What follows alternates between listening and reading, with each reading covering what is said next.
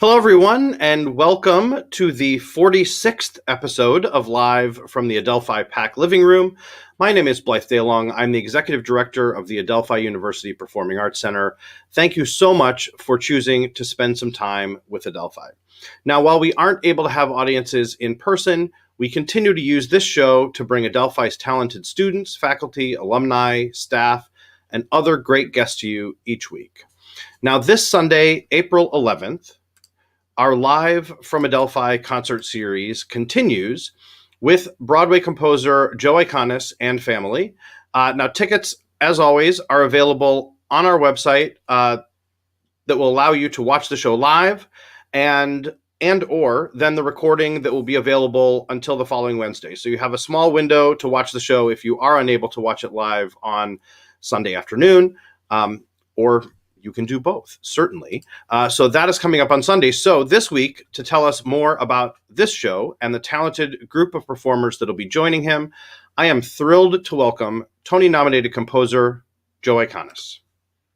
Hello, Joe. Hey, hello. Hey, Adelphi. What's happening? It's so good to see you. Good to see you too. Thank you so much for taking the time to join us. We have a lot to talk about. We have a lot of performances to share and some great things to get into. So let's get right to it. Now, let's start with the fact that you grew up not only here on Long Island, but actually right here in Garden City. Tell us a little about growing up in Garden City and kind of your early life here on the island. Yeah, I mean, as you said, I lived in Garden City from the time I was, I guess, 6 years old. I went to Homestead for first grade at Mrs. Krug as a first grade teacher, and then I was a Stratford kid.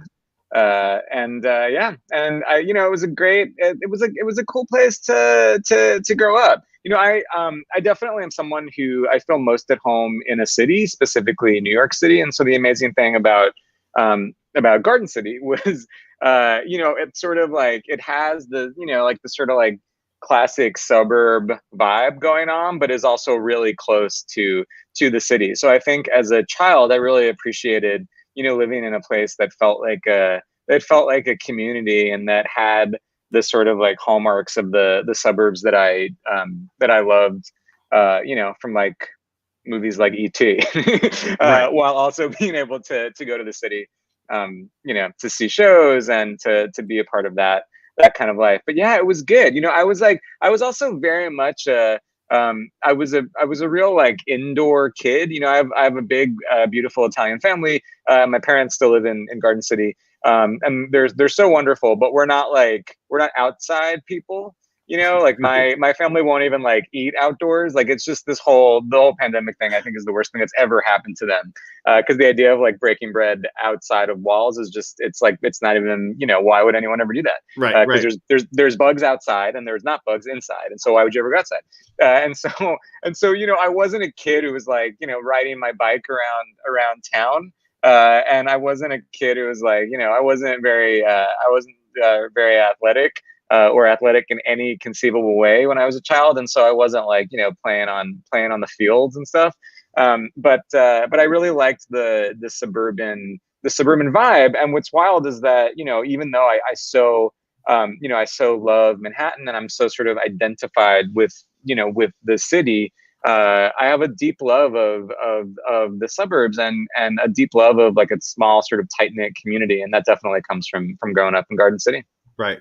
Right. And I think you're exactly right in that you do kind of get, in a lot of ways, the best of both worlds, where you are in a little town with, not little, but like you're in neighborhoods with sidewalks and trees and yards and neighbors and, you can things, but then you walk to the train station, get on the train, and 35 minutes you're in Manhattan, and it's really, it's great for those people that actually do take advantage of that and make it work, Yeah. I really appreciated growing up and not feeling like the city was this whole other world. It's New York City And not just Manhattan, but all of New York City always felt very much like where I kind of lived, even though I didn't live there. Yeah. And I'm really glad that I had that, because I feel like it's such a classic thing to be like dreaming of the big city and be like, one day I'll get there. But I never had that thing where it felt like a far off place. It always felt really really close.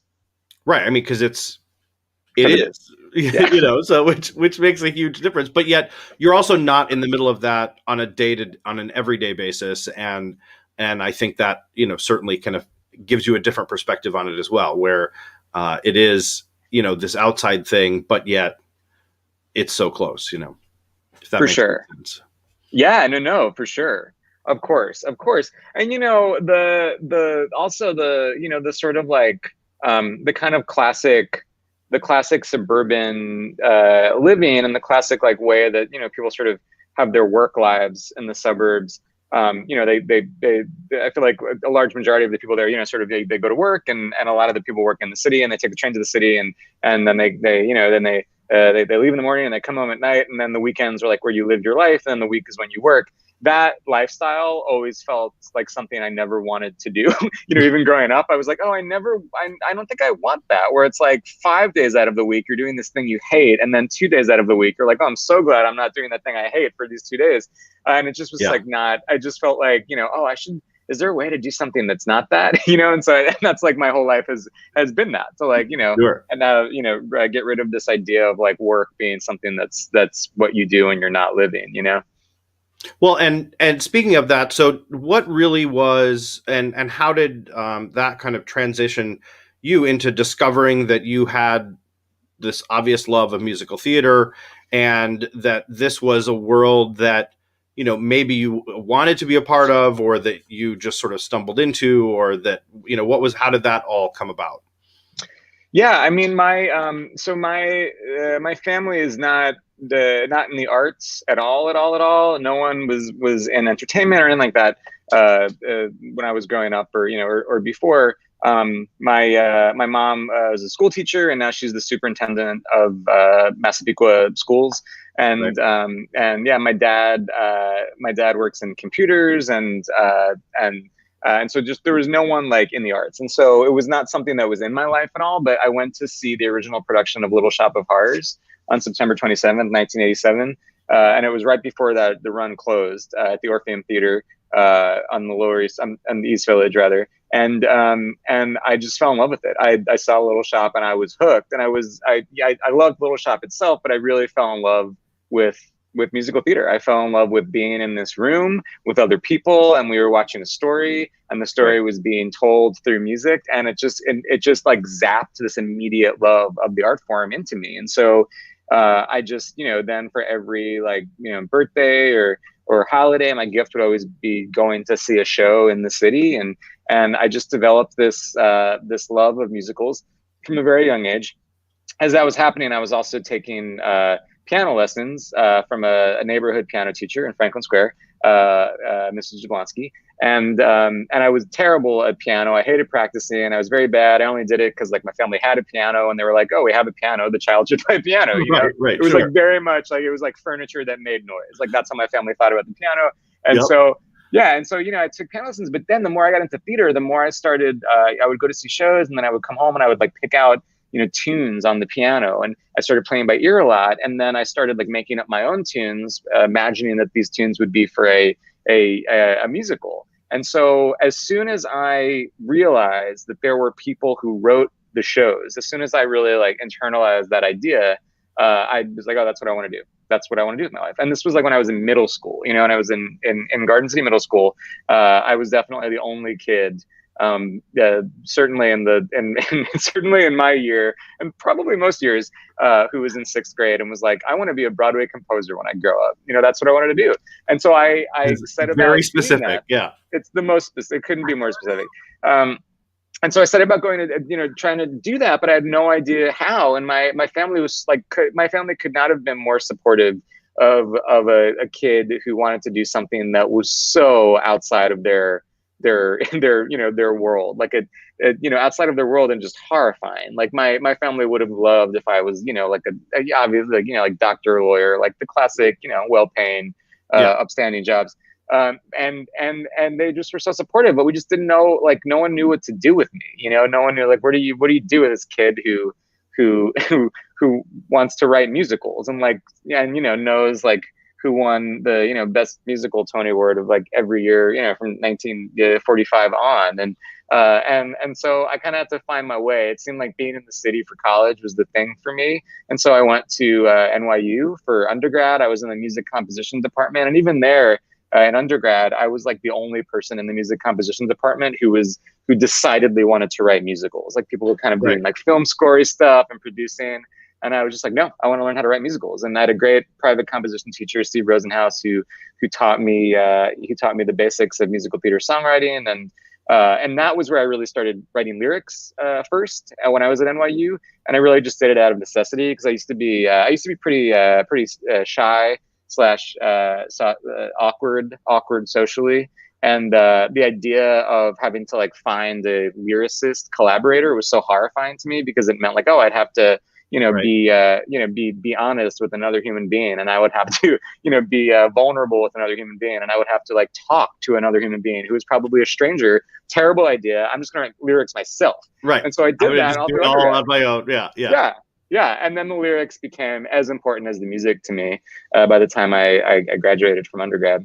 And then I went to the grad musical theater writing program, also at NYU at Tisch. And that's kind of where I kind of found my voice as a writer and as a man, and my life kind of clicked in grad school.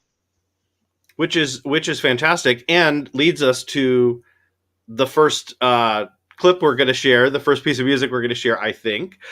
So now all the performances we're going to show tonight, each of them will feature one of the performers that's going to be part of the show at Adelphi on Sunday. So there is also a method to the madness of the clips that we're going to share tonight. So, but this first one is a song from the show The Black Suits, which I do believe you wrote while you were in college. Correct? I did. It was so it was my graduate thesis at NYU.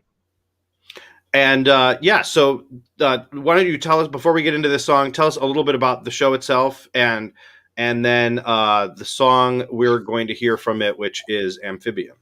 Yeah. So Black Suits is it's the first musical I ever wrote, and I wrote music and lyrics and co-wrote the book with the great Robert Emmett Maddock, and it's a musical that's about a high school garage band in Garden City, Long Island. And this high school garage band is trying to win the St. Anne's Battle of the Bands. And it takes place over summer, and it's really about the relationships between the guys in the band. And so it was it's a musical that is literally set in Garden City, and it's definitely like a very sort of, there's a lot of inside baseball references for anyone who's from Long Island, and specifically from Nassau County, and specifically from Garden City. St. Anne's was my church growing up on that side of town. And and so it's a very sort of like slice of life. When the show was like first making the rounds, like comments that I would always get was like, it's not really about anything. And I think people just were sort of generally like, oh, this is just kind of like a musical about like boys who are sad. It feels like it was like a little bit like not like ahead of its time, but it just like didn't quite jive with like the times when it first made its appearance. And like that movie Boyhood, when that movie came out, I was like, oh, if Boyhood would come out before The Black Suits, I just would have been like, it's like Boyhood but a musical.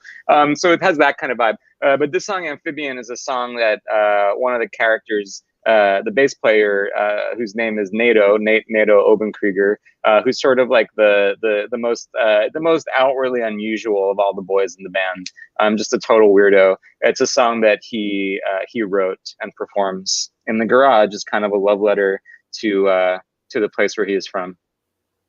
Great. Well, here with the song Amphibian is Will Rowland performing from The Black Suits. Enjoy.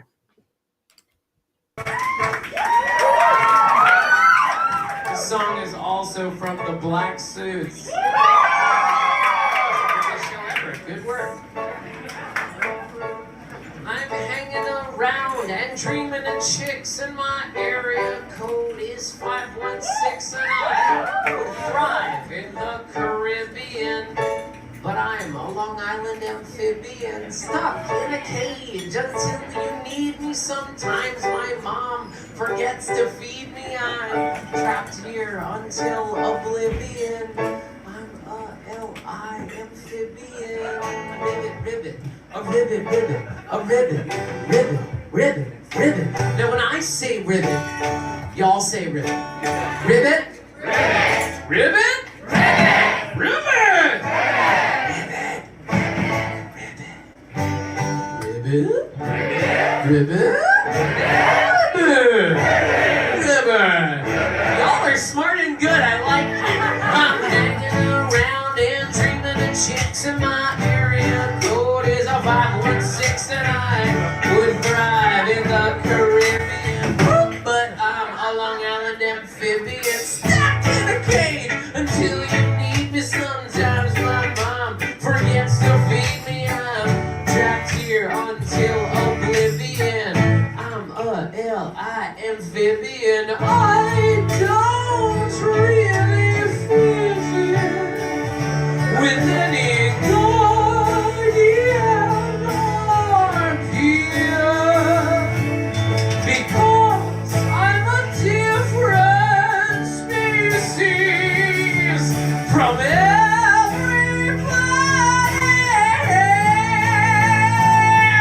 I'm hanging around and dreaming of chicks in my area. Code is a 516 and I would thrive in the Caribbean. But I'm a Long Island amphibian stuck in a cage until you need me. Sometimes my mom forgets to feed me. I'm trapped here until oblivion. I'm a L.I. amphibian. All of my superiors, they look at me in pain. They don't understand when I make a noise or when I try to escape or break my toys. That's just how I communicate. I'm hanging around, dreaming of chicks. I want to cut myself, 'cause I'm a stuck in a cage till you need me. She forgets to feed me. I'm a L.I. amphibian.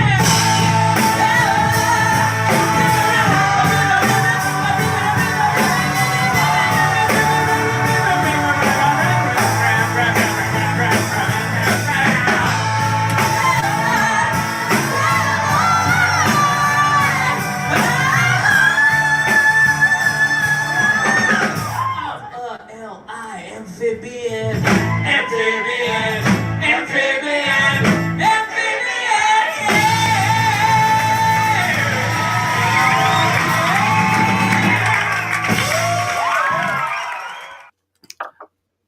I am going to say it is going to be hard not to just watch the comments through this whole thing.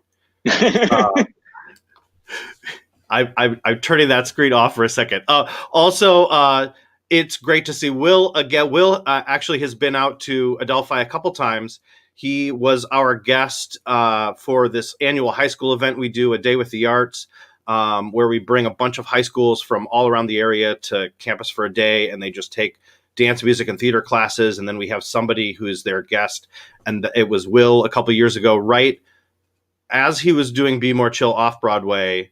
And then because he had a little gap in his schedule before it opened on Broadway, he came back and did a master class with our theater students. So yeah, it's gonna be good to have him back on campus. He's so cool, and also a Long Island native. Exactly, and another Long Island guy, right? Absolutely, Yeah. And it's great. So now that we're into it,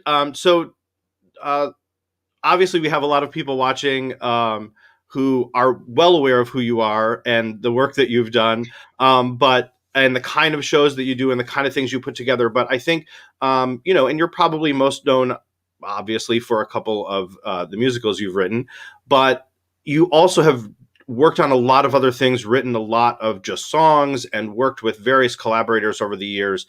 So tell us just a little bit about that and some of your early work as a composer. to kind of get us started on this and to lead into the next thing that we're going to share? Yeah, for sure. So I kind of think of myself as a writer of two different types of things. I write musicals, obviously, or not obviously, if you don't know who the hell I am. So I write musicals, and then I also write standalone songs. And I always think of my standalones as kind of short stories set to music, and I perform them quite often with my group, which is called Iconis and Family. And it's a little hard to define because, I do some shows under the moniker Iconis and Family, and there's, me and a few other people in them. And then I do some shows under the moniker Iconis and Family, and it's me and literally 70 people in them. And so Right. it's somewhat, it's the idea of Iconis and Family. It's somewhere in between a rock band and a cult, really. And it's sort of just about a community. It's a community. It's a community project. It's a group of like-minded artists who enjoy making art with each other. And so we do these shows that whether they're kind of small and and kind of more unplugged, which is what the Adelphi show is going to be, or whether they're big sort of big sloppy cabaret rock and roll extravaganzas like the clip from the Beachman where we did the amphibian that we just saw.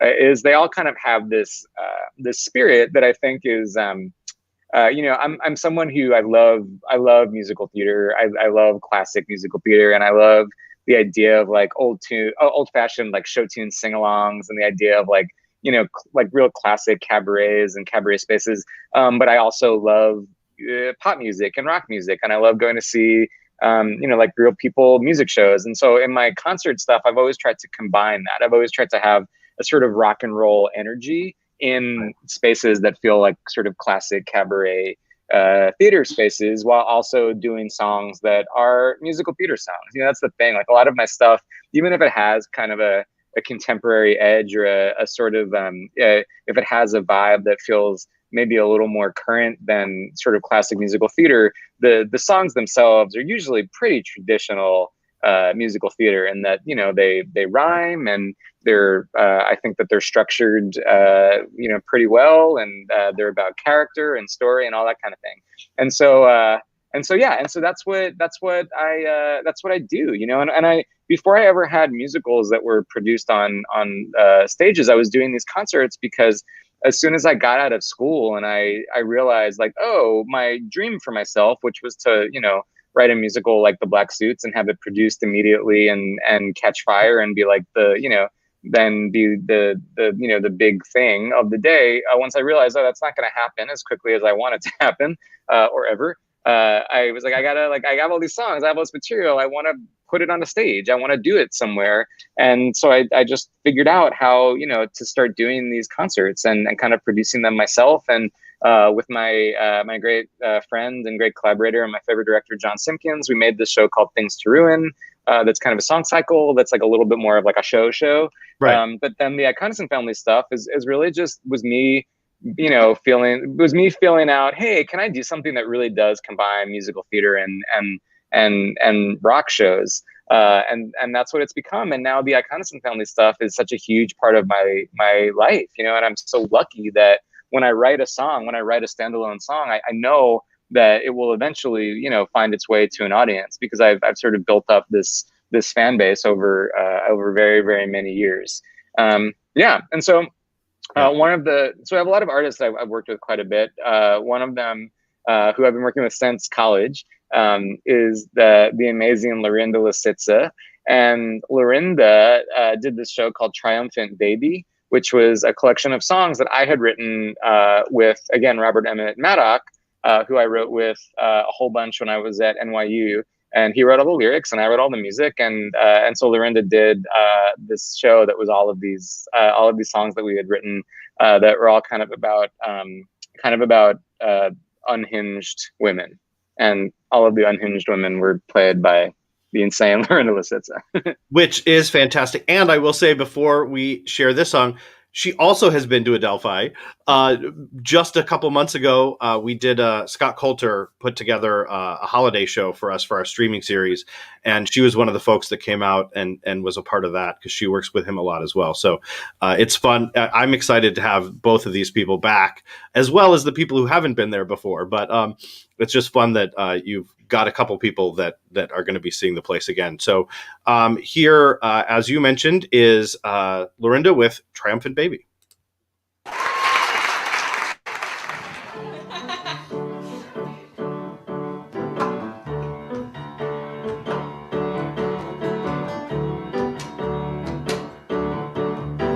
I think maybe you're under a spell. Someone went and took a nickel from your wishing well, and you got gloomy notions and bitter woes, but I've got you covered with party bows, 'cause you know that I think you're the cherry on the creme brulee of the legendary, and I'm gonna pick you up, love. I'm gonna fix your broken star. You're gonna be triumphant, baby, and I think maybe you already are. I think maybe you're gonna be triumphant, baby, and I can tell that you're down on your luck. Down on your luck. Someone went and put an arrow in your blue-eyed duck. Blue-eyed duck. And you got crippled viewpoints and morbid quotes, but I'm coming at you with root beer floats, 'cause you know that I think you're the apple in a dandy tree by a country chapel, and I'm gonna cheer you up, love. I'm gonna set you on a star. You're gonna be triumphant, baby, and I think maybe you already are. You didn't read your fortune in the cookie at the Chinese diner. I bet it said fortuity is knocking on your castle door. Or it might have been a message from the office of the Dalai Lama, saying all you gotta do is shine that light of yours. I think maybe you're gonna be triumphant, baby, and I think maybe your roses are due. I think maybe no one's ever gonna put another cloud on you. You're gonna be triumphant, baby, and you might trip on nightmares and fall on lies, but I've got you covered with butterflies, 'cause you know that I think you're the cherry on the creme brulee of the legendary, and I'm gonna pick you up, love.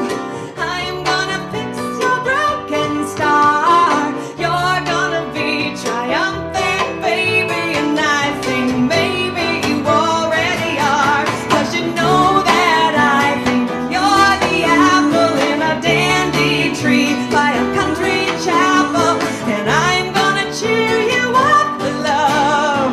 I'm gonna set you on a star. You're gonna be triumphant, baby, and I think maybe you already are. I think maybe you're gonna be triumphant, baby. Here's my theory, don't be weary. You're gonna be triumphant, dearie. The dogs are snarling, hang on, darling. There's a promise on your star. You're gonna be triumphant, baby, and I think maybe you already are.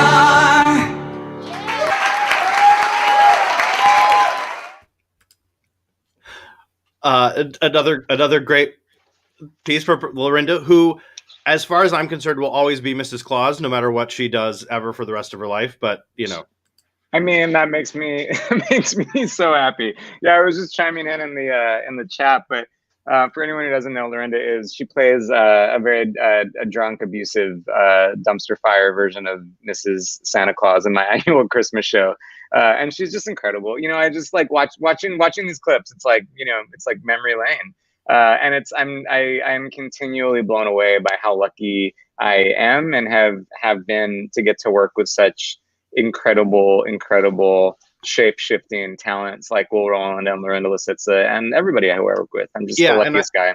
And I think, I mean, I think everything you have put together and all the stuff, as we watch these clips, as people go to your shows, and you see the same people over and over again, because they really, it is amazing how, you know, the group of folks that you really have built up over the years in time to pull things together, and like, okay, who's available right now to put this together, and you know, the people that are there for that, and that are also then off doing their own things, but, you know, come back to this whenever they can is great. And, you know, through tons of readings and workshops and out of town tryouts and productions and concerts and cabaret shows, and you know, and then your music obviously making it onto television with season 2 of the little Smash show, which suddenly brought your music to a whole set of new people.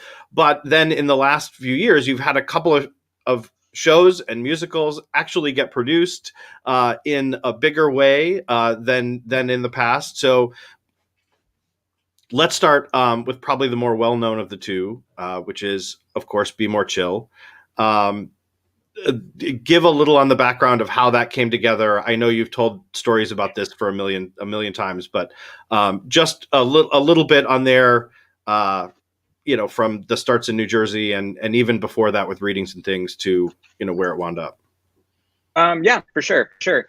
So Be More Chill was a novel by the late great Ned Vizzini. It came out in 2004, and around 2012, my agent at the time, his name is Scott Chaloff, he gave me the book, and he gave me the book because he read it and he liked it a lot, and it reminded him of me. And he said, I think you should just read this, and maybe you'll be inspired to write something. I don't know if it's a musical or what, but like maybe it'll inspire you. It reminded me of you. And so I read the book, and I thought, oh, this would be a great musical. And I thought this would be a really great sort of classic musical comedy. I wanted to write something that felt like Damn Yankees, something that felt like a show that had a lot of heart and dealt with issues, but was just trying to be a classic, well-written musical comedy. And I liked that it involved technology and that it involved science fiction. And I thought, oh, this will be a cool way to talk about some really big issues like anxiety and depression and all these things that kids deal with, but that, you know, adults also deal with. And it just felt like a cool lens to talk about this stuff without having to do something that felt you know, over dramatic and weepy or whatever. And besides the point. So I was like, I'm going to write this musical. And so Joe Trace, who was a writer who I love but had never worked with, I thought he might be a good person to write this with. And he liked it a lot too. And we wrote the musical, and we both had relationships with this spectacular theater called Two River Theater in Red Bank, New Jersey. And we said to them, hey, we want to write this musical.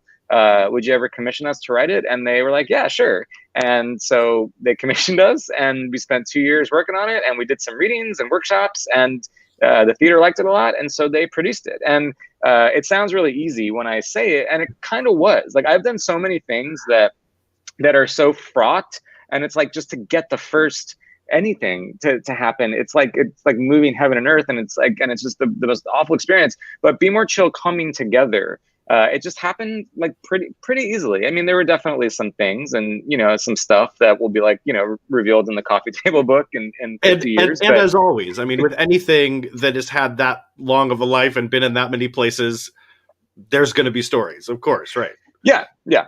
But for the most part, it came together really well. And so we did it. It premiered in June of 2015 at Two River Theater in Red Bank, New Jersey. Leading up to the premiere, there was a lot of buzz around the show. And something happened, which has happened many times before Be More Chill, and has happened many times since Be More Chill, where as the show was happening, people were hearing songs and people were seeing readings, and people were like, oh, this show's, people are like, the audience is responding. There's something here. This one could be like a big thing. This could be a big hit. This could be a show that goes to New York and maybe even goes to Broadway.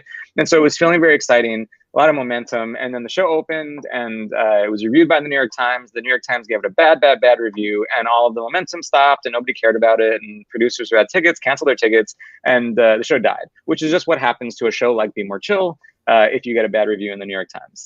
Sure. Yeah, which is a thing that everyone knows, but anytime I talk about it, it's like people act like it's news to them. But that is simply something that happens, and you know, it's like history will back me up on this. So that happened with my show. The magic thing that happened was that the guy, he was the head of the board of the theater. His name is Bob Recknitz. He loved the show so much, and he was so proud of it, and he thought that it deserved to be recorded, and he thought that there deserved to be some record of this thing that we did at Two River Theater in New Jersey. And so he paid for the cast album to be made, which anyone who doesn't know, to make a cast album, because of because of unions and of everything, it just costs an extraordinary amount of money. So you can only make a cast album of your show if you have someone who's going to pay for it. It's more money than you could ever possibly imagine. And this guy paid for it. And so we made it, and it came out in October of 2015. And the amount of people who normally, were aware of things like, musicals that played for a few weeks in a theater in New Jersey were aware of it, and they liked it. Right. But nobody really, it didn't like set the world on fire or anything. And it just kind of, existed. And I was very happy that it was recorded, and very sad that nothing else happened with the show after its initial run, because I thought the show was pretty good. And I thought if it had the opportunity to be seen by people would like it, or at least like it as much as many other musicals that get to be on Broadway and all that kind of thing. Sure. So 2 years later, there started to be all this insane social media action surrounding the show. I started noticing it. My good friend George Salazar started noticing it. We were just like, why is everyone like tagging us and things about Michael in the bathroom and Be More Chill? And it became very clear that the show had sort of exploded amongst young people who just kind of discovered it, and were really excited about it. And so because of that, I felt like, oh, maybe there's a way for me to parlay this excitement into a production. I just wanted to do the show again. And I felt like, I don't care where we do it, I just want to be able to do it again. And so I set out to try to get producers interested in doing the show based on the social media excitement surrounding the show. And that was a very challenging thing, where sure. People were not really interested in having that conversation with me, because it wasn't something that had been done before. And then I finally found a producer named Jerry Garing, who took a chance on this thing, and he partnered with Jennifer Ashley Tepper, who I've been working with for most of my career. And we did it off Broadway, and it was a big hit off Broadway. And based on the success of the off Broadway production, we were able to go to Broadway. And we went to Broadway, and we played for 6 months, and then we went to London. And then there was a pandemic that like shut the world down. And so it shut the London production down. And that's where we are right now. And that's the story of Be More Chill by Joe Iconis. Which is a very well done synopsis, I will say, because I'm sure you have had to tell that story about 700 times over the last few years. So, Yeah. I left out a lot. Of course. Yeah. Left out a lot, censored a lot. Yeah. Yeah. Well, and there's plenty of other places where people can get more of the story and piece things together as things go along. I mean, and I think it's also it's one of those shows that tons of college and high school productions of it happened, and as well, that because people picked up on it and were like, wait, what is this thing? Let's do this. So that helped fuel that momentum too. So, but back to the Iconis family, one of another fantastic member of that family is the amazing and incredible and spectacular Annie Golden, who is just fantastic in so many different ways. So much so that it was only natural that you wrote a show really as a vehicle for her, right? Yes, correct. I did. Basically. So, so which gets us to your another of your off-Broadway shows, Broadway Bounty Hunter, another show that the New York Times really had great things to say about. No, or not. No, they really didn't. I know. they were so fucking mean It was to bad. my show. Yeah, it It really was so was. mean. And cut things short. I mean, it was but the show is a lot of fun, right? Oh, And the thanks. Yeah, show's a I lot mean, of fun. like, listen, I think the show is real good. I wrote it, but I think we set out we did what we set out to do, which was to make a off-Broadway musical that felt like off-Broadway musicals, used to be. Right.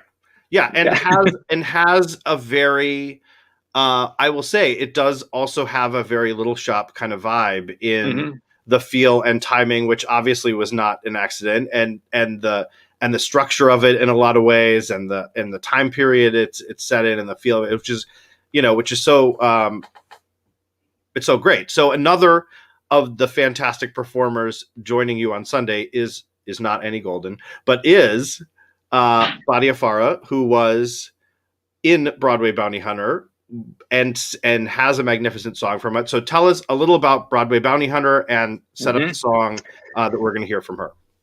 For sure. So Broadway Bounty Hunter is about a musical theater actress who is very down on her luck, and things are just not going well for her, and her husband had died years ago, and she just can't get a break, and everything in her life is just falling apart. And then through a series of events, she gets wrapped up in the world of bounty hunting. And so the musical is an action-adventure musical that finds this musical theater actress of a certain age on a bounty hunting adventure through the jungles of South America to capture a drug lord named Mac Roundtree. And the whole thing is told in the style of exploitation films of the 70s, so like blaxploitation and kung fu, and it's really a celebration of people who feel marginalized. We wanted to write a show that was a love letter to Annie Golden and a love letter to actors, and specifically to female actors who are of a certain age, and that age being not non-ingenue age. Right. It's like, right. I just feel like in musicals, a certain type of actor, and it really can be any age, but specifically a woman, and specifically a woman after she's past whatever 50 or 60 or I feel like women are always cast in these like drag ass roles where they have to be the kooky neighbor, or they have to be the just somebody's mom or somebody's grandma, and they always get like these bad boring songs, and I just wanted to write something where Annie could have a role where she's in her 60s and she's nobody's mother, and she can kick ass, and she can be sexy, and she can be cool, and she can be funny and goofy, and lead this musical. And so I'm so proud that we were able to do that. And then it was like, well, how else can we populate this show with people who also typically sort of get typecast or sort of put in boxes in the world of musical theater, and so that's how the kind of this idea to sort of take inspiration from specifically blaxploitation films of the 70s, which were these movies that were made by artists who were sick of playing playing the drug dealers and the petty criminals in these action movies, and these Black artists were like, why can't we be like the heroes of our own story, which is and examples of blaxploitation films like Shaft and Cleopatra Jones and Foxy Brown, like all the Pam Grier movies, and so it was like, let's do something like that. And so and so the show played, we did a for real off-Broadway production at Greenwich House August, the summer 2019. And and I loved the production so much. It was directed by the great Jennifer Warner Cannizzaro, and we made an album which I think is really kick-ass. And I'm excited for people, but young people specifically, to discover Bounty Hunter, and it's like happening more and more, which is cool. Yeah. But the cool thing about it was that I got the opportunity to I saw most of the performances in the run of the show. And we had a lot of young people coming to see it and just like losing their minds about it. And I felt like had the show gotten support from papers like the New York Times, I think it might have actually been something that that it could have shown that young people like will go to see a story that's about a 65-year-old woman. It's like there's this idea that like young people in theater like only want to see shows about high school kids, which like of course they do, because we all want to see ourselves represented on stage. Sure. But it's like to see like 15-year-olds lose their fucking minds over Annie Golden and over Alan H. Green, her leading man, who are adults. Yep. These are adult people. It was really, really heartening to see. So, yeah. And so this song is this is the theme song from Broadway Bounty Hunter, as sung by the incredible Badia Farah, and it's called "Woman of a Certain Age." Here we go. The theme song for a musical that I wrote for Annie Golden called Broadway Bounty Hunter. 1, 2, 3, 4.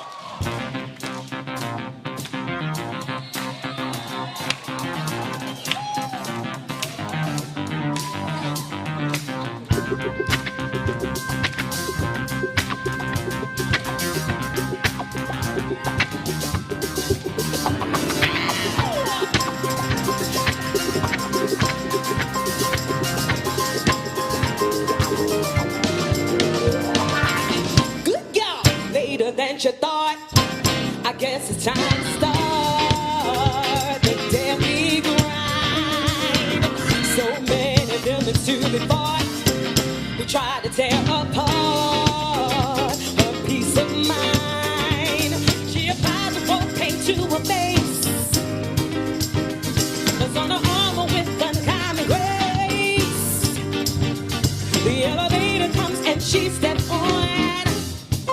And she wonders where the good times go.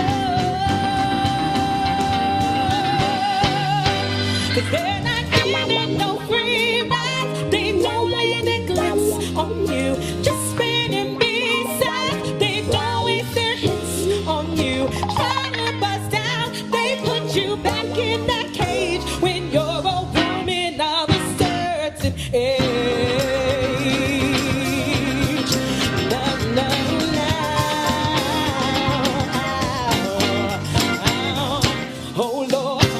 Falling off, still got 1,000 miles in front of me. I walk the city streets, I call.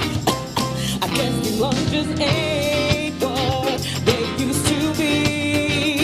There's a hobo begging over there. They have $1, but it like they fair.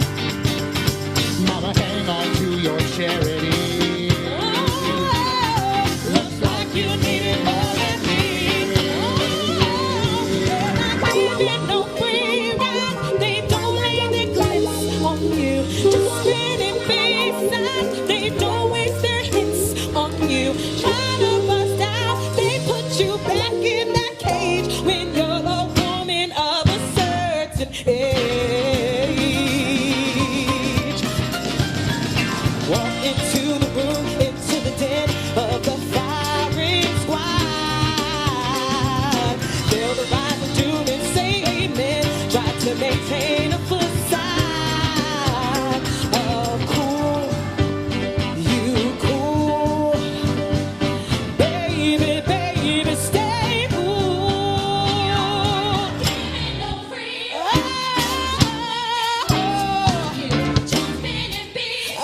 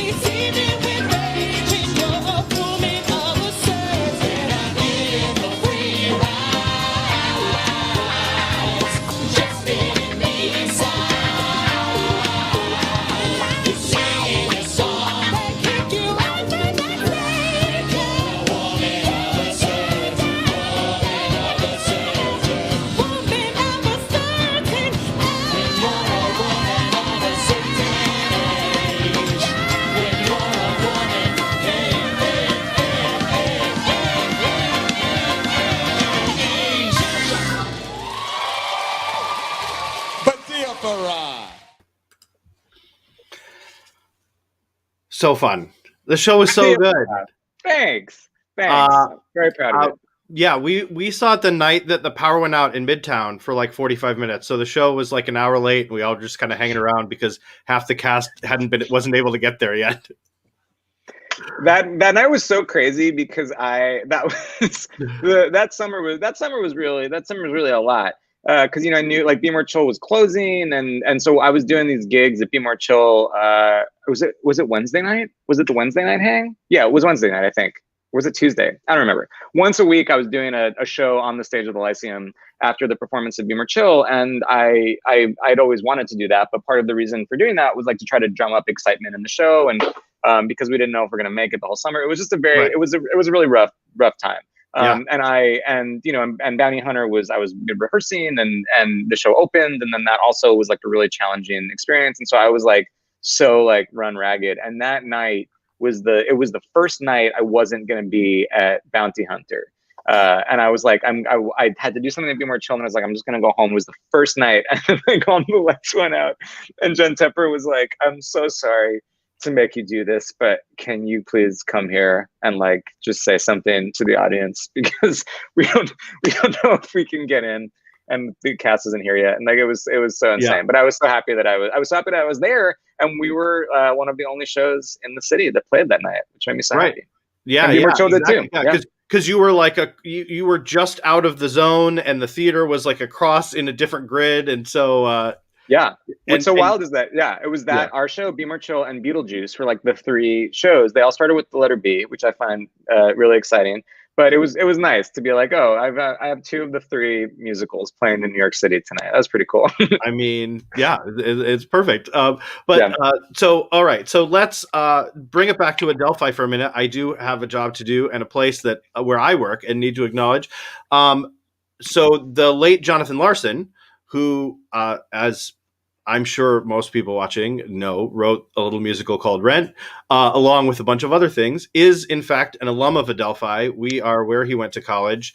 So we have a lot of history both with him. We have done a lot because of that. We are obviously crazy thankful for our relationship with the family and the relationship that has given us with the New York Theater Workshop, and the relationship that has given us with the American Theater Wing, who now is the group that administers and hands out the Jonathan Larson grants every year, which you were a recipient of back in the day.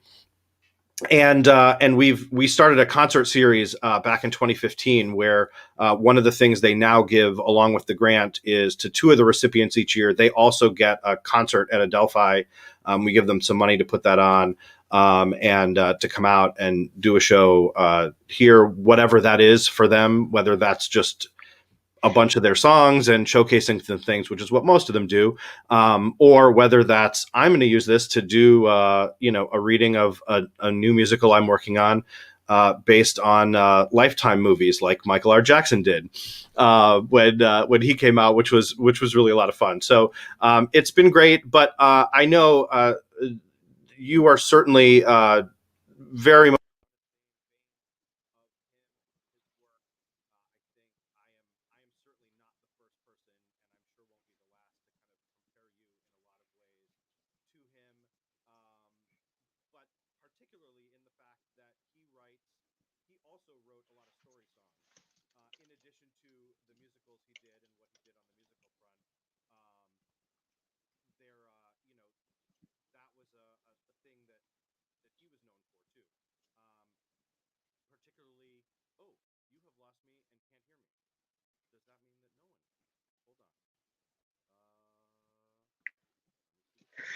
I don't know if you can hear me, but I lost you, so I don't know what you're saying.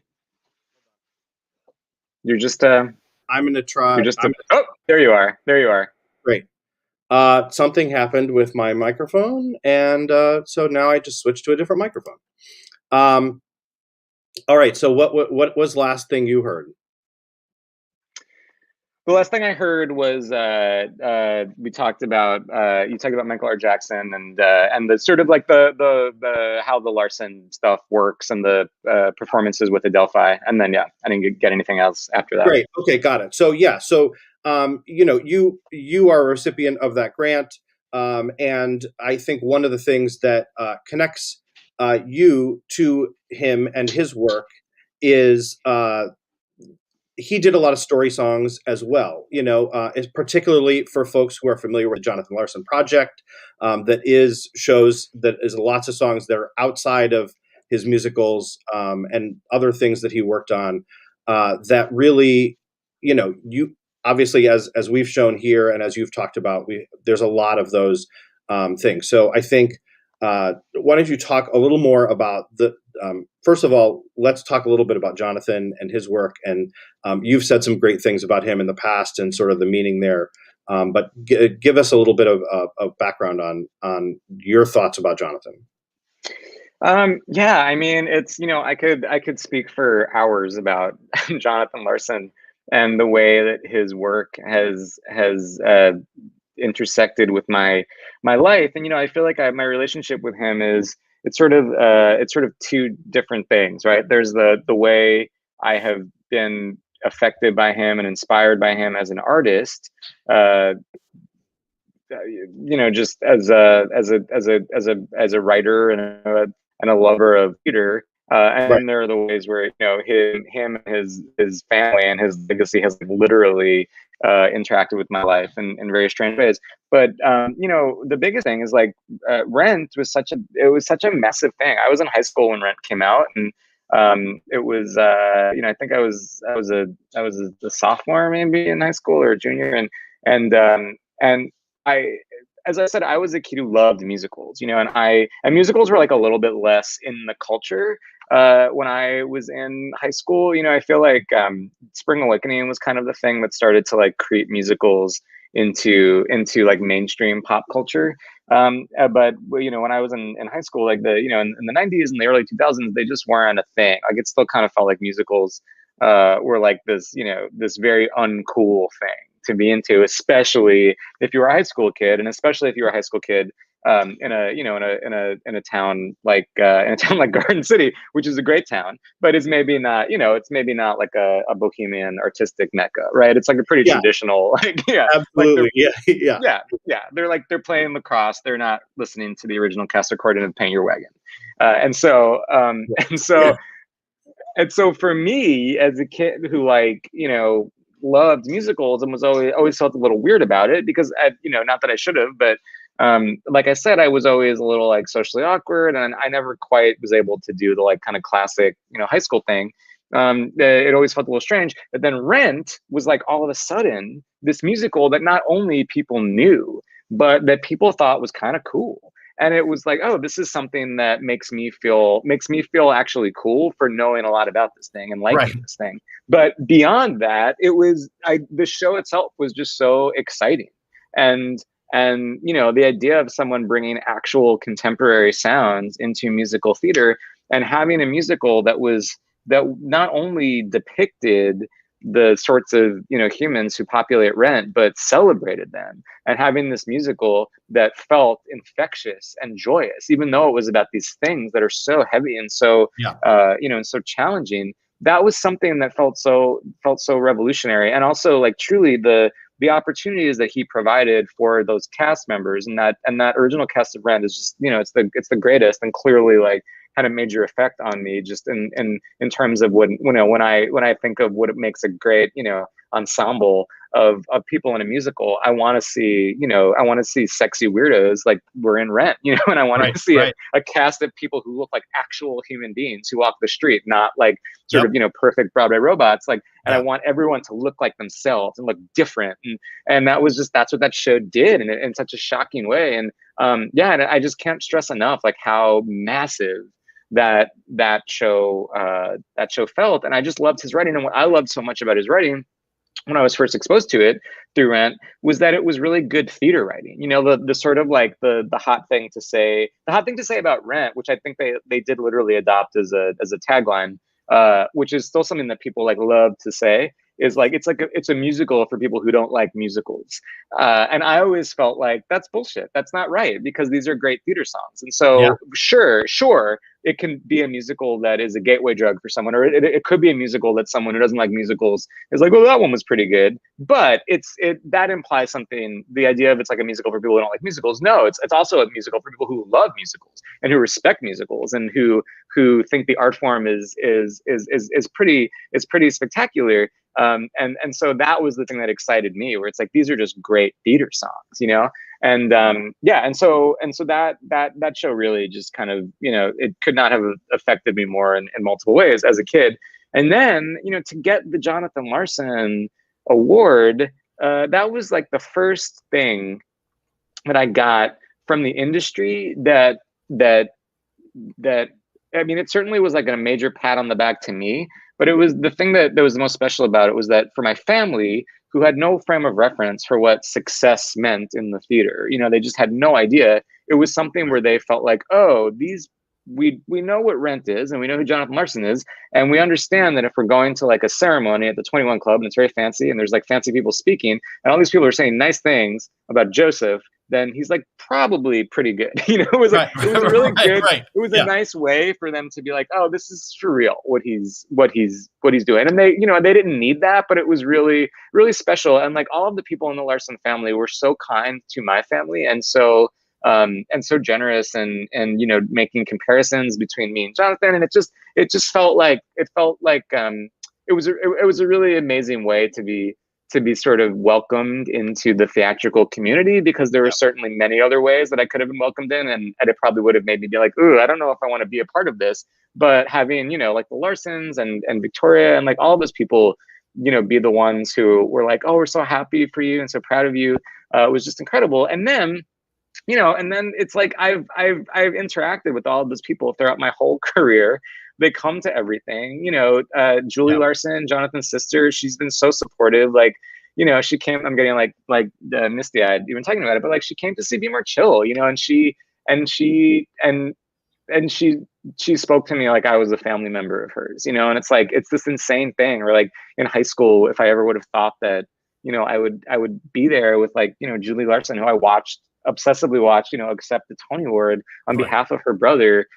She would be coming to my show and like telling me and really meaning it, not bullshitting, really meaning how proud she was of me. And, you know, because of this gift that she gave me, that it allowed me to get there. It's just such a wild thing, you know? And then the Larson Project, which is like my favorite theater piece of the last however many years. It's, you know, the fact that it was put together by Jennifer Ashley Tepper, who's like my, you know, my greatest of great friend and one of my greatest collaborators. And all the people in that show are people that I've worked with for like, you know, insanely long time. Basically a Joe Iconis family show. I mean, you know. And the funny thing is that like I work with a lot of people and I go to see a lot of stuff, and a lot of times there's like shows where it's like clusters of people who I work with, and you know, I'll either like it or I won't. But the Jonathan Larson Project, even though I technically had nothing to do with that show, I was obsessed with it, and it made me feel like, oh, this is what it was like when I was in high school or when I was in undergrad, and I was going to see shows and feeling like the shows themselves were my friends, you know, then feeling like, oh, I'm going to go see, like, you know, The Wild Party 15 times and obsess over it and just feel like, oh my God, I can't believe I get to be in the same room as this thing, even though the thing is a show. And so I saw every performance that I was in the state for of the Jonathan Larson Project. And I was just obsessed with it. And I think it's the greatest thing. And if it's not like on a stage again, when this whole pandemic is over, I'm going to lose my mind. Yeah. And I'm just going to I'm going to do it myself. I know that right. I mean, I had so many emails with Jennifer and Julie and the people at Paradigm who are, you know, the agency that handles Larson's stuff. And I was like, there's no reason this needs to come here to Adelphi. It needs to do lots of other things, but, you know, of all the places that it should be at some point, it needs to be back on the stage at Adelphi, right? And they were like, well, there's a bunch of things in the works, like just be patient. And I'm like, yeah, oh, sure. Okay. I mean, and it was just the worst. And finally I just gave up because I had other things to worry about. And there was another, there were more Jonathan Larson grant recipients and things coming through, and I had, there's stuff to do. So I was like, all right, well, I'll come back to this later. But it's anyway, it's not going anywhere, but it's just, no, it's just of course not. I mean, those songs are so great, and they're so contemporary. And that's the thing that's so amazing. It's those songs are written in the early 80s, and they sound as relevant and hip, both lyrically and musically, as anything that is currently being written. And it's just so thrilling to me. And like, that's good writing. And it's like, it sounds contemporary always, and it always will. Yeah, no, really, really fantastic. And again, in that project, to try and come back around to things, there are multiple story songs in there. And so as we've talked about multiple times this evening, we have another performance coming up and another clip to share that is another great story song and another of your great collaborators, Jason Sweet Tooth Williams. So why don't you tell us about the next song we're going to hear, and we'll get into that and keep things moving.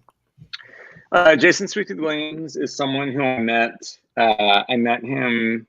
I was in college. We didn't go to college together, but I met him when NYU went to the Goodspeed Opera House for 2 weeks and worked with students in the Hart School. Jason also did not go to the Hart School, but he had been a child actor, and he was in a show in Goodspeed when he was a little boy. And so he had randomly emailed them and was like, I'm a recent musical theater grad.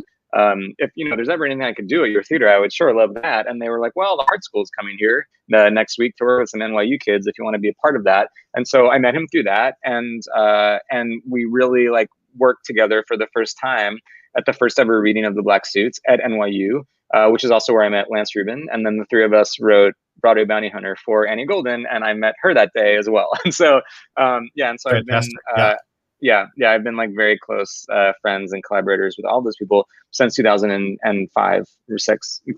But Sweet Tooth, he's just my favorite actor in the whole world. I love him so very much. It was his birthday yesterday. I was the best man at his wedding. He's just the absolute greatest. And one of my life goals is to win him a Tony Award. And so hopefully one day I'll be able to do that. But beyond that, this song that he's going to sing is a standalone, and it's really self-explanatory. Great. Here we go.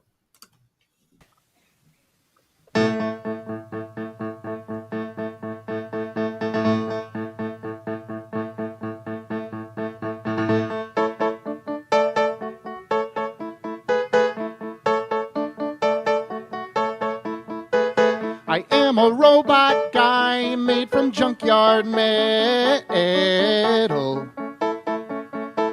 A thimble for my eye, my head was a tea kettle. Got a spark plug brain, so I am prone to bust up. I can't dance in the rain, 'cause I'll corrode and rust up. Oh, I wish I was flesh and bone and not made of stone, and able to actually feel. I wish I was flesh and bone and not on my own, and happy and human and real.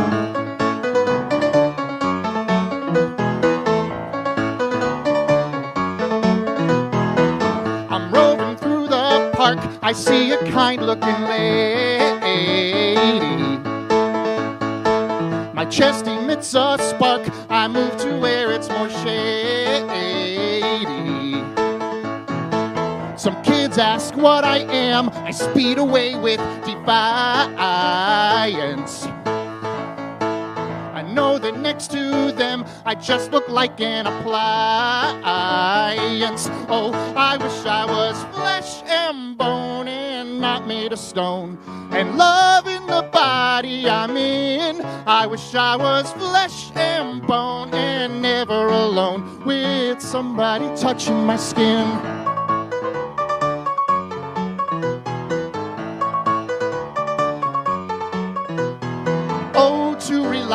on a battery and not on me to give me strength.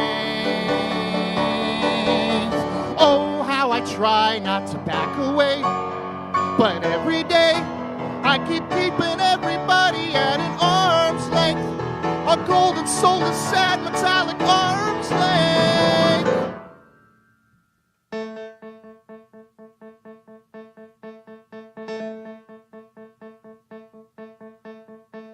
My charge is almost dead. I pull myself together, and I'm so in my head,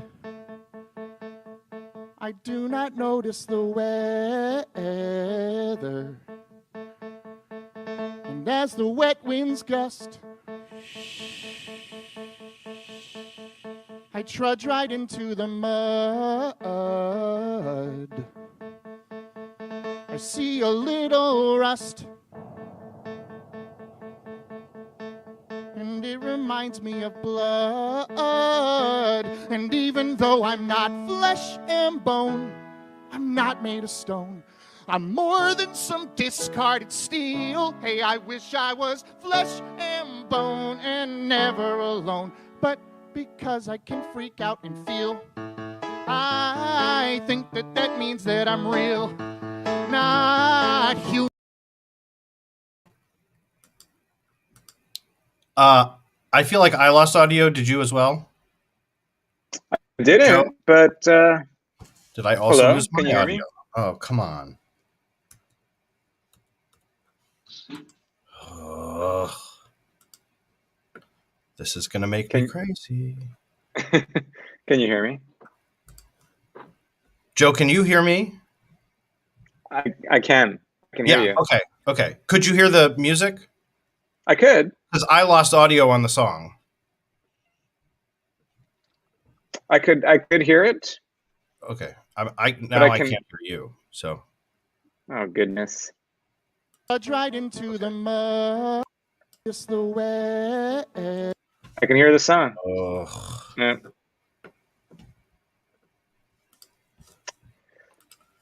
I can't hear you.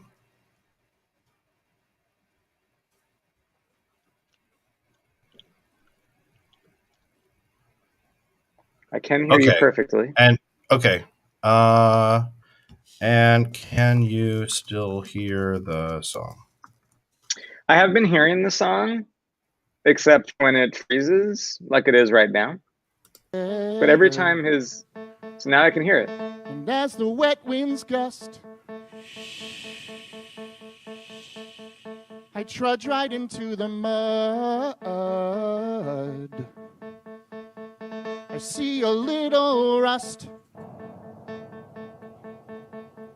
and it reminds me of blood. And even though I'm not flesh and bone, I'm not made of stone.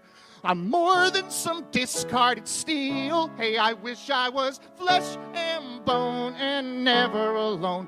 But because I can freak out and feel, I think that that means that I'm real.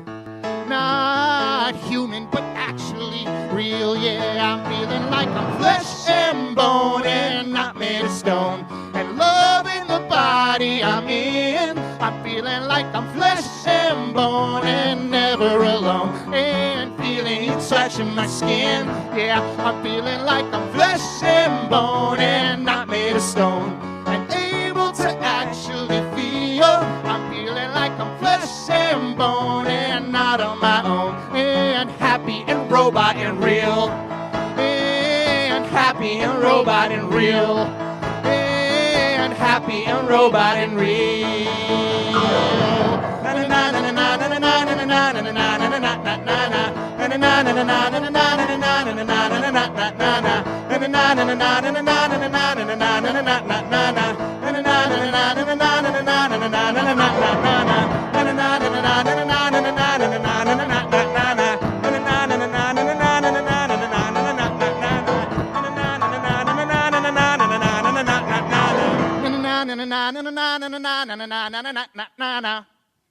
Thank you. All right. Hopefully we are both back. And I don't know what happened. I fully lost audio on the song on my end, and assumed that meant that everyone did. But That's a little selfish of you, Blythe. I mean, it's all coming from my computer, so I don't know how everyone else is hearing it, but not me. So, and it just sort of whatever. It's a disaster, but yeah, I like that the chat was really delighted that the song that had technical difficulties was that song about a robot. I mean, it does feel appropriately very appropriate and correct. Yeah. So to keep things moving along, and while a self-contained song and a story song like that, can come together fairly quickly, as we've talked about. Writing and mounting a whole show, and therefore a production of it, takes a lot more time. And I know you have a lot of projects in the work, and a lot of different things going on, which is why I feel safe to ask the dreaded theater question of what are you doing next. But I know you have a bunch of projects in the work, so tell us about at least a couple of them. I know we are running short on time, and I want to get you back to the other things you have going on. But tell us just about a couple of them, and also then I'm gonna put up information about where people can find you if they don't know online to get more information, your social media and website and things like that. But you've got shows in the works, and then that's going to lead us into the next clip we're going to share. Yeah, indeed. So I have a few musicals that are kicking around. Really quickly, this musical called Punk Rock Girl! Exclamation point that weirdly is it's a jukebox musical. I wrote the thing I've been railing against for so many years, but I like it a lot. It's a real weird jukebox musical, and it's a show that uses the songs of female rock and rollers. So that thing is hopefully going to be out in the world soon in one way or another. And the big original musical that I've been developing for so many years and cannot wait till it's on a stage is the untitled, unauthorized Hunter S. Thompson musical. And this is a musical that is it's about the great Hunter S. Thompson, who is a journalist and counterculture hero, very popular in the 1960s and 70s. And he wrote Fear and Loathing in Las Vegas, a really crazy, wild character. He wrote about American politics, and he wrote about all of these sort of social issues of the day. He was a really complex, strange man in that he had a real sense of right and wrong, and he really fought for the underdog. He fought for oppressed people. He also was like an insane drug addict. Although sometimes I've talked about him and I said he was an insane drug addict, and then people who love him a lot are like, he was not a drug addict. He just used drugs all the time, constantly. It's like, cool, awesome, whatever. Yeah, he totally was always different. Totally different. Sorry, but like he was always in a heightened state of something, and he was like obsessed with guns. Like he was just a crazy man.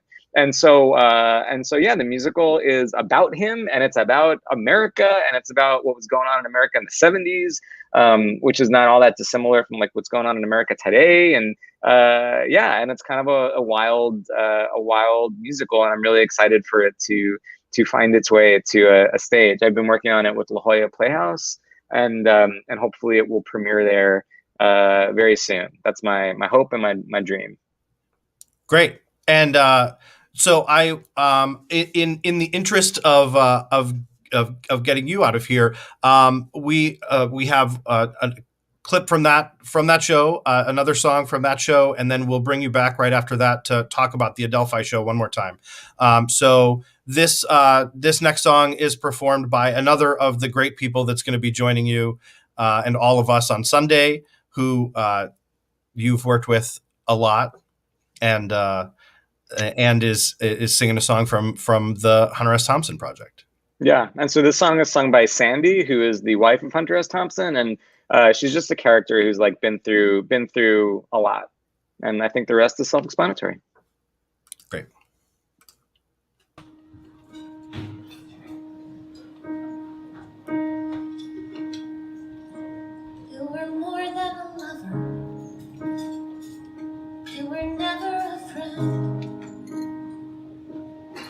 just an event that I lived to attend. It was always explosive. We were never a bore. Now it feels like a song that I used to adore.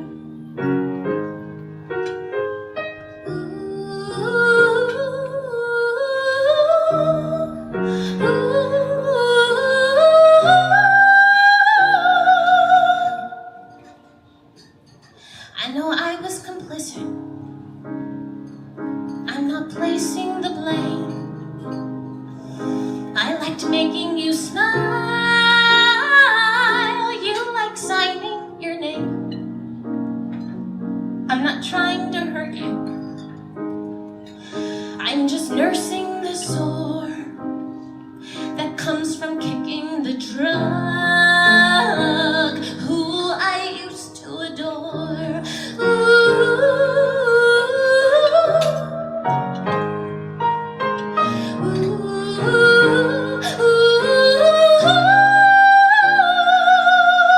You acknowledge your mistakes. Well, good for you. Good for you. But that isn't all it takes. Am I getting through? Am I getting through? Yeah, the parties were always fun. But when the bender's done and you're cleaning the debris you've inspired, Hunter, don't you ever get tired. You were always a bastard. You were never my man. Was I ever in love, or was I just a fan? I will never forget you, but you're no longer my chore. And as much as it kills, I am totally sure that you are only a writer who I used to adore. Now you're just a man who I don't love anymore.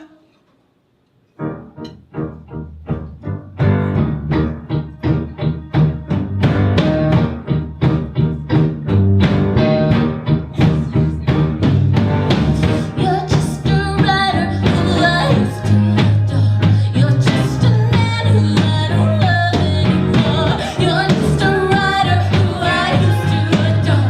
You're just a man who I don't love anymore. You're just a writer who I used to adore. You're just a man who I don't love anymore. You're just a writer who I used to adore. You're just a man who I don't love anymore. You're just a man who I don't love anymore. You're just a man who I don't love anymore. You're just a man who I don't love anymore. You're just a man who I don't love anymore. You're just a man who I don't love anymore. You're just a man who I don't want. You're just a man who I don't need. You're just a man who I don't love anymore.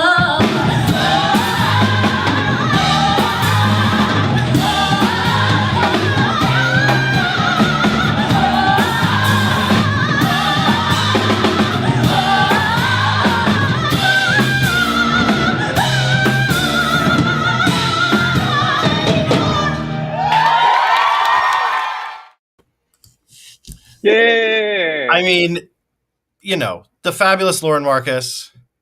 The fabulous who- Lauren Marcus, yeah.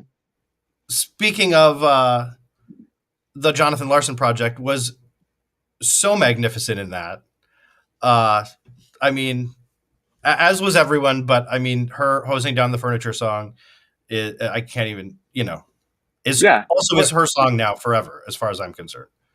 Oh yeah, Lauren Marcus singing "Hose in the Furniture" is like, you just can't.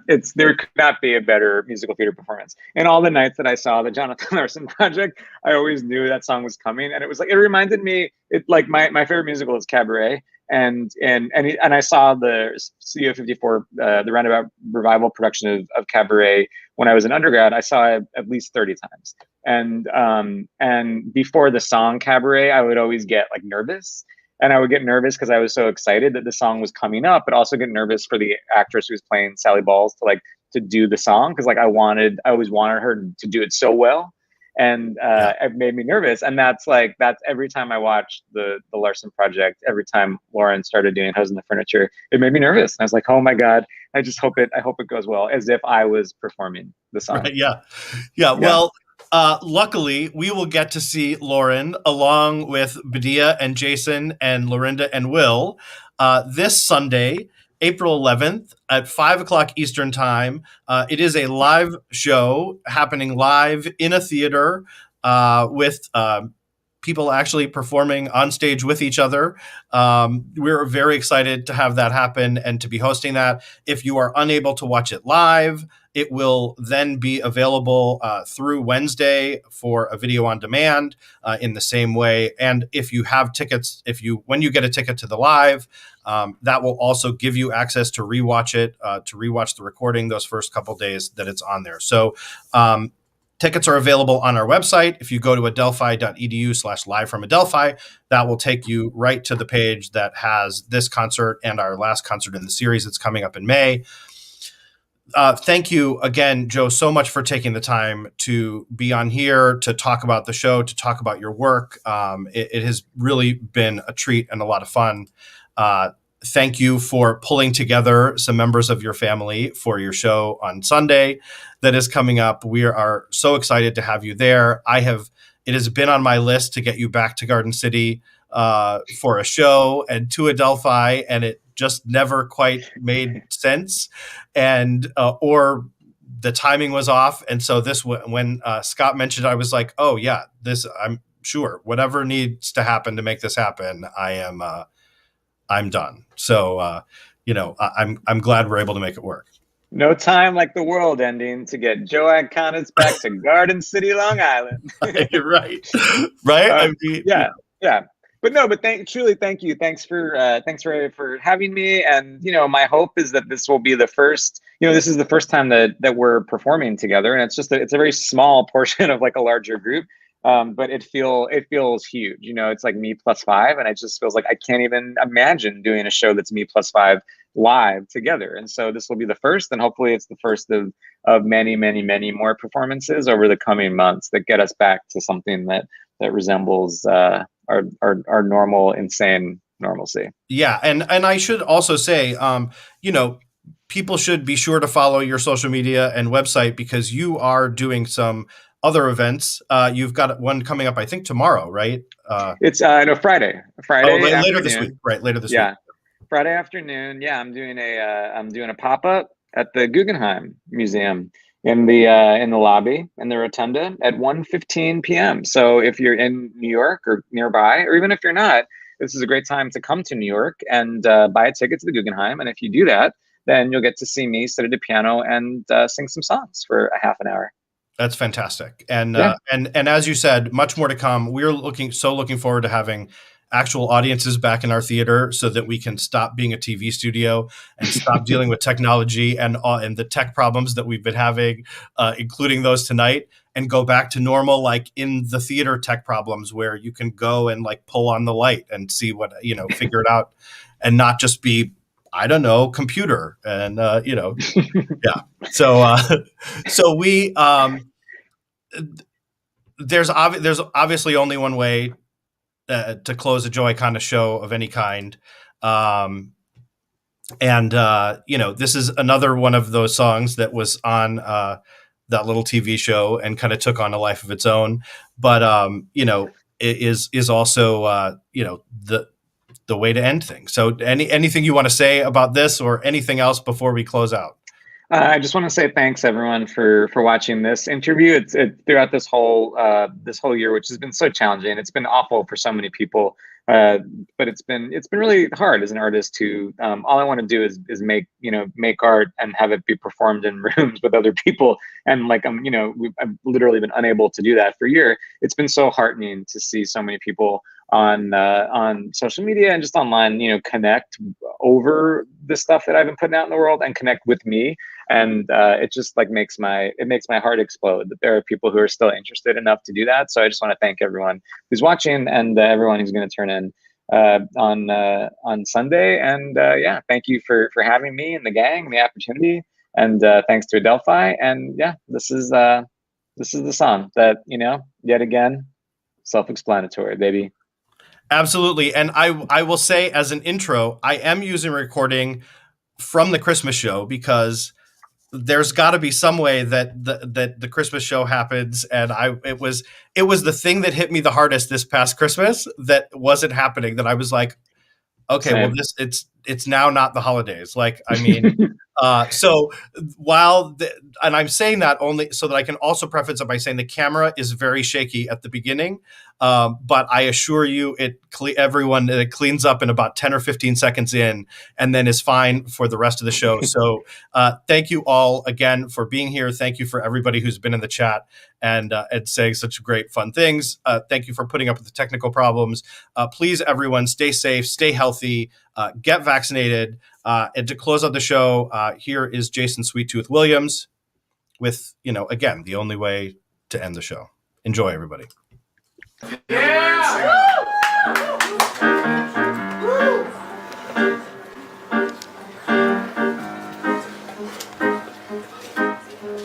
The time has come. I'm flying away. Mouth is numb. Heart don't know what to say. And although I'll be out of sight, dear, no, I'll be right here forever, ever, ever, ever. And you look to the night skies, don't think of goodbyes, think how I'm right here, ever, ever, ever. Thank you for teaching me lessons. Thank you for listening to my man. You know how to ride a bike now. Don't be scared, you'll be fine. And although I'll be out of sight, dear, no, I'll be right here forever, ever, ever, ever. And you look to the